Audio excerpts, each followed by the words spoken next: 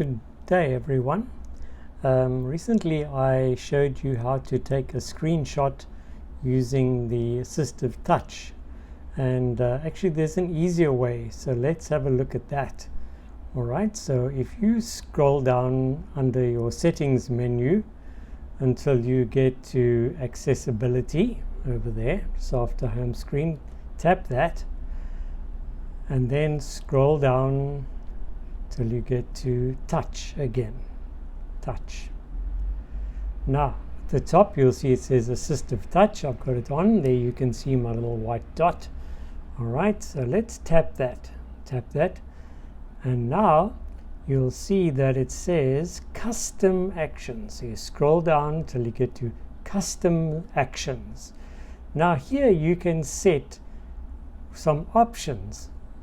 Single tap means you tap the Assistive Touch once, double tap twice, and long press screenshot or whatever. Okay, so I set mine to screenshot, but let's have a look at the options. Okay, so touch that, and there you'll see those are all the things that you can do to set if you do a long press. Okay, and of course you can do the same for double press and single press. Alright, so I set mine to screenshot, and therefore if I long press my Assistive Touch, it'll take a screenshot. So let's go back and see how that works. Okay, so there's my Assistive Touch. I long press it, and there it's taken the screenshot.